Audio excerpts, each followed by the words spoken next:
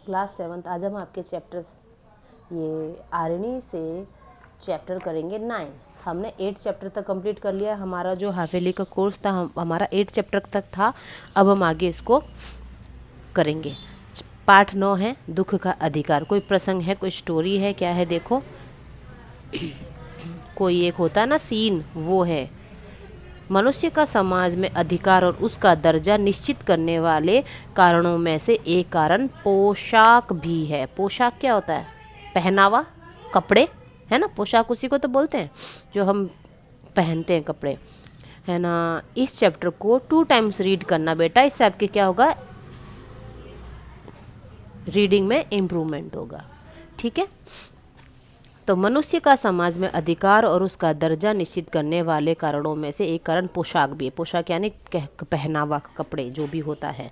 तो जैसे हम जैसे अच्छे कपड़े पहन लेते हैं, जो कई कई लोग होते हैं अच्छे अच्छे ब्रांडेड कपड़े पहनते हैं, तो उसको देखते ही लोग क्या बोलते हैं कि ये तो बड़ा अमीर आदमी है ना। जिसके कपड़े फटे पुराने होते हैं तो क्या उससे पता चलता है ये तो गरीब आदमी है ना। तो जो अधिकार और जो उसका दर्जा है, जो स्टेटस लेवल हमारे कपड़े भी दर्शाते हैं, वह हमारे लिए अनेक बंद दरवाजे खोल देती है। कौन? पोशाक, कपड़े। अगर फटे पुराने कपड़े पहने होंगे, जैसे भिखारी लोग होते हैं, उनको कोई बड़े बड़े रेस्टोरेंट वगैरह में जाने देते हैं? नहीं। और अच्छे आप सूट बूट पहन के जाओ तो आप कहीं पर भी जा सकते हो, बड़े बड़े रेस्टोरेंट, 5 स्टार होटल वगैरह में। परंतु कई बार ऐसी भी परिस्थितियां आ जाती है कि हम जरा नीचे झुककर समाज की निचली श्रेणियों की अनुभूति को समझना चाहें। निचली श्रेणियां यानी जो गरीब लोग हैं, उनको अगर हम समझना चाहें तो उस समय यह पोशाक ही बंधन और अड़चन बन जाती है। यानी कि हम अगर हाई फाई स्टैंडर्ड वाले लोग हो और हम थोड़ा सा भी मतलब समझना चाहें किसी को, तो हमारे लिए ये जो पहनावा है कि भाई लोग क्या कहेंगे, कुछ खास परिस्थितियों में हमारी पोशाक हमें झुक सकने से उसी प्रकार रोके रहते। यानी हमने सूट बूट पहना हुआ है अच्छा खासा, तो फिर हम ऐसा काम नहीं कर पाते हैं कि भाई लोग क्या बोलेंगे।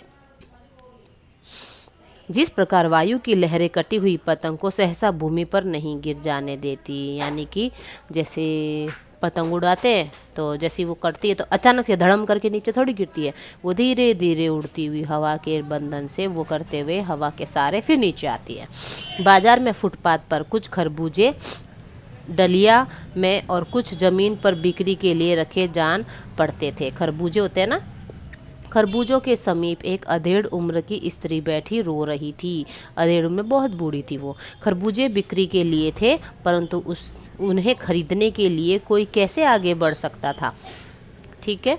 खरबूजों को बेचने वाली कपड़े से मुंह छिपाए सिर को घुटनों पर रखे फक फक फक फक कर रो रही थी। लोग घृणा से उस स्त्री के संबंध में बातें कर रहे थे, यानी सबको घृणा आ रही थी उससे। ठीक है।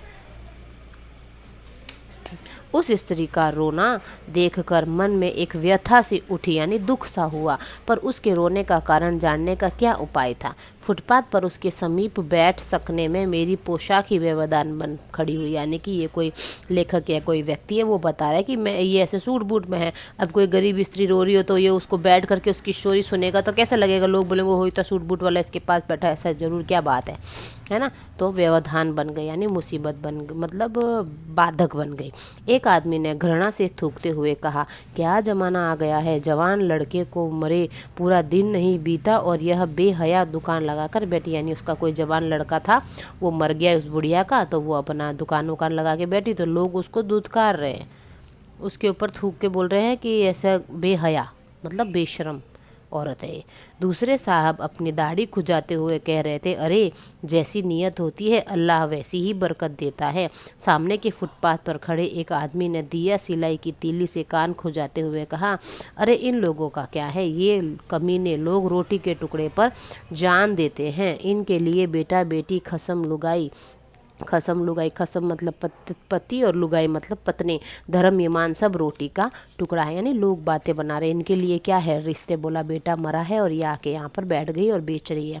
परचून की दुकान पर बैठे लाला जी ने कहा, अरे भाई इनके लिए मरे जिए का कोई मतलब ना हो, पर दूसरे के धर्म ईमान का तो ख्याल करना चाहिए। जवान बेटे के मरने पर 13 दिन का सूतक होता है, यानी 13 दिन कुछ नहीं करते हैं ना, सूतक लगता है। उनके घर का कोई दाना पानी नहीं खाता है, वह यहाँ सड़क पर बाजार में आकर खरबूजे बेचने बैठ गई है। 1000 आदमी आते जाते हैं, किसी को क्या मालूम कि इसके घर में सूत तक, यानी लोग फिर उससे टच नहीं होते हैं। कोई इसके खरबूजे खा ले तो ईमान धर्म कैसे रहेगा? क्या अंधेर है? पास पड़ोस की दुकानों से पूछने पर पता लगा कि उसका 23 बरस का जवान लड़का था। घर में उसकी बहू और पोता पोती है। लड़का शहर के पास 1.5 बीघा जमीन भर में कछियारी करके परिवार का निर्वाह करता था।